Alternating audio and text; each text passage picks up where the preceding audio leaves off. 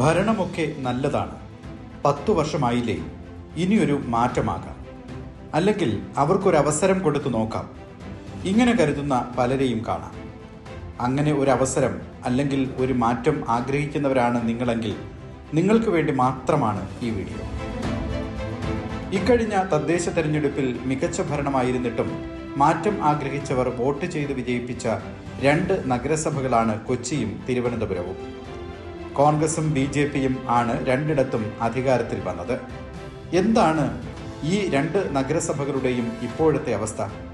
ഈ വീഡിയോ കാണുന്ന നിങ്ങൾ നഗരത്തിനുള്ളിൽ താമസിക്കുന്നവരാണെങ്കിൽ ഇതിനകം ആ മാറ്റം നിങ്ങൾക്ക് ബോധ്യമായിട്ടുണ്ടാകും. ഇല്ലെങ്കിൽ സുഹൃത്തുക്കളോ ബന്ധുക്കളോ ഉണ്ടെങ്കിൽ അവരോട് ചോദിക്കുക, അവർ പറഞ്ഞു തരും ആ മാറ്റം. കൃത്യമായി നടന്നിരുന്ന മാലിന്യ നീക്കം മുടങ്ങി. പൊതുവഴികൾ വേസ്റ്റ് മലകളായി മാലിന്യം കുന്നുകൂടി. വീടുകളിൽ മാലിന്യ ശേഖരണത്തിന് ആളെത്താതെയായി. തിരികെപ്പോയ കൊതുകുകൾ മടങ്ങിയെത്തി. നമ്മുടെ അഭിമാനമായിരുന്ന 2 നഗരങ്ങളും നാറാൻ തുടങ്ങി.